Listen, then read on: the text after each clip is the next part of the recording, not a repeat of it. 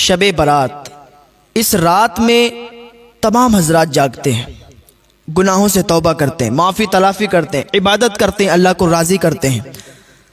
لیکن کچھ ہمارے بھائی ایسے بھی ہوتے ہیں جو اس رات کو نام تو جاگنے کا دیتے ہیں، لیکن انہیں یہی نہیں معلوم کہ رات جاگنے کا مطلب کیا ہوتا ہے۔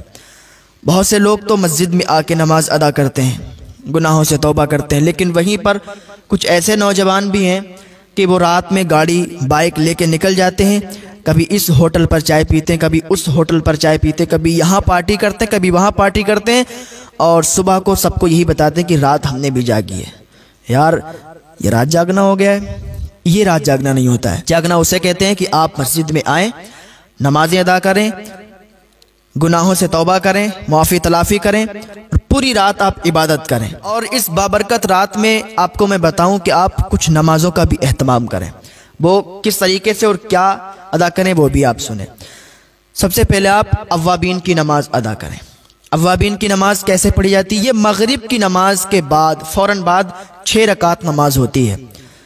حضور صلی اللہ تعالیٰ علیہ وسلم نے ارشاد فرمایا کہ جو شخص نماز مغرب کے بعد 6 رکعت اوابین ادا کرتا ہے اور اس طرح ادا کرتا ہے کہ بیچ میں درمیان میں کوئی بری بات نہ کہے، تو اللہ رب العزت اسے 12 سال عبادت کرنے کا ثواب عطا فرماتا ہے۔ سبحان اللہ، کتنا زیادہ ثواب ہے ماشاءاللہ۔ تو یہ اوابین کی نماز 6 رکعت آپ ادا کریں۔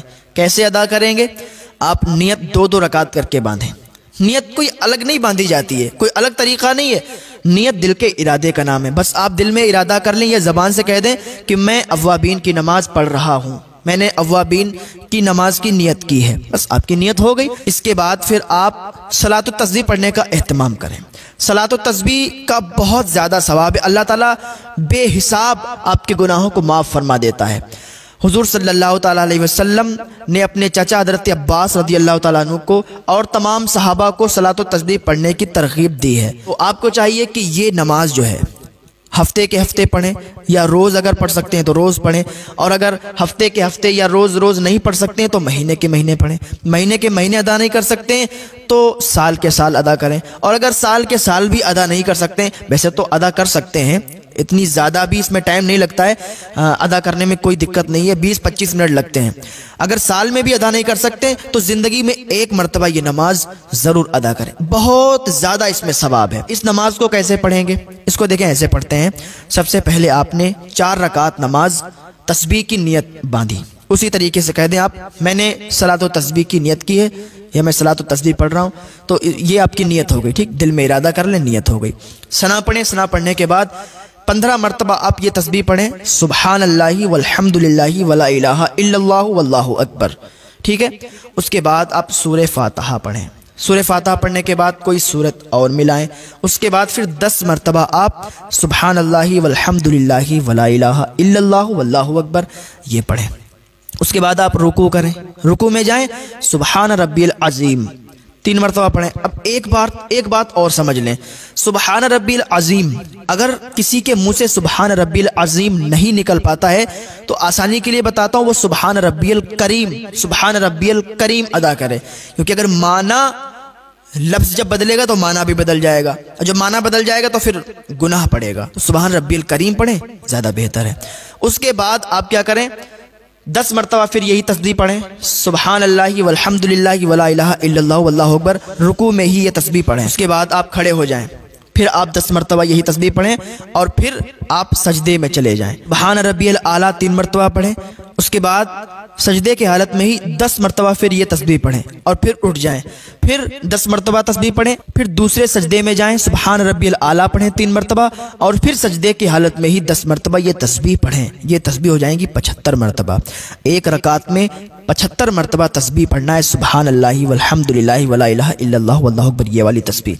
پھر آپ دوسری رکعت کے لیے کھڑے ہو جائیں، پھر جب دوسری رکعت کے لیے کھڑے ہوں گے پھر 15 مرتبہ، جیسے آپ نے ثنا کے بعد 15 مرتبہ پڑھی تھی تسبیح، اسی طریقے سے دوسری رکعت میں آپ کو ثنا پھر نہیں پڑھنا ہے، پھر صرف تسبیح پڑھنا ہے، سبحان اللہ والحمد للہ ولا الہ الا اللہ واللہ اکبر۔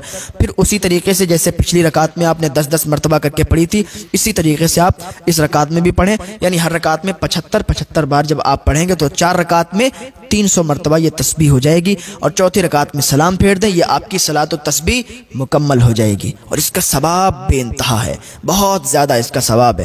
اللہ تعالیٰ کی بارگاہ میں دعا ہے کہ ہمارے بھائیوں کو توفیق عطا فرمائے کہ وہ صلاۃ و تسبیح ادا کریں۔ اس کے بعد کیا کرنا ہے آپ کو دیکھیں، اشراق کی نماز آپ ادا کریں۔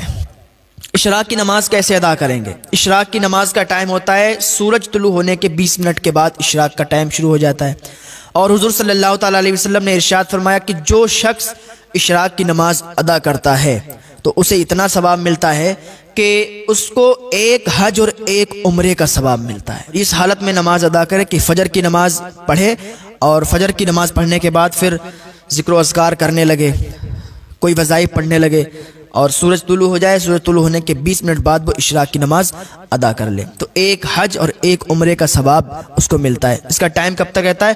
ظہور کبریٰ تک اس کا ٹائم رہتا ہے۔ کر لے اشراق کی نماز 4 رکعت پڑھ لے، 2 رکعت کر کے پڑھ لے، پھر نماز چاشت ادا کرے، چاشت کی نماز بھی 4 رکعت پڑھے، 2 رکعت کر کے، ٹھیک ہے۔ اس کا ثواب کیا ہے اور اس کا ٹائم کب سے کب تک ہے؟ چاشت کا ٹائم جو ہے اشراق کے فوراً بعد چاشت کا ہی ٹائم ہے، اور اس کا بھی ٹائم جو ہے نصف النہار شرعی تک رہتا ہے، اور چاشت کی نماز کی فضیلت بہت ہے۔ حضور صلی اللہ تعالیٰ علیہ وسلم نے ارشاد فرمایا کہ جو شخص چاشت کی نماز ادا کرتا ہے تو اللہ تعالیٰ اس کے گناہوں کو معاف فرما دیتا ہے، اگرچہ اس کے گناہ سمندر کے جھاگ کے برابر بھی ہوں۔ ایک ہے کتنی زیادہ اس میں برکت اور کتنی زیادہ فضیلت ہے۔ آپ کو چاہیے کہ اس رات میں ہلڑ بازی نہ کریں، اس رات میں ادھر ادھر ہوٹلوں پہ چائے پینے کے لیے نہ جائیں، وہ ٹائم اور بھی مل جائے گا آپ کو۔ اس رات میں آپ اللہ اور رسول کا ذکر کریں، عبادت کریں، نیک عمل کریں، بہت زیادہ بابرکت رات ہے، اور اس رات میں اگر نیک عمل کریں گے تو ثواب آپ پائیں گے، ثواب آپ کو ملے گا۔ اس رات میں ہی اگر آپ سے کوئی رنجش رکھتا ہے، آپ سے کوئی برائی رکھتا ہے، تو اس کو بھی آپ خود منا لیں یار۔ آپ سے کوئی نہیں بولتا ہے تو آپ خود ہی بول لیں، تو اللہ رب العزت کو یہ ادا بہت پسند آتی ہے کہ یار ہم سے کوئی نہیں بولتا ہے، کوئی بات نہیں ہے، وہ ہم سے نہیں بولے گا پر ہم اس سے بولیں گے، ہم اس سے رشتہ قائم کریں گے۔ یا آپ کی کسی سے لڑائی ہو گئی، آپ اس سے نہیں بولتے تو آپ کو چاہیے کہ اس رات میں اس سے صلح کر لیں، اس سے بولیں، ہاں اس سے دوستی کر لیں، ٹھیک۔ یہ ادا بہت پسند آتی ہے، اور جو بھی آپ کے اوپر کسی کا حق آتا ہے ادا کر دیں۔ اگر آپ کسی سے ناراض ہیں اس کو معاف کر دیں، انشاءاللہ اللہ رب العزت اس کے صدقے میں آپ کو بہت زیادہ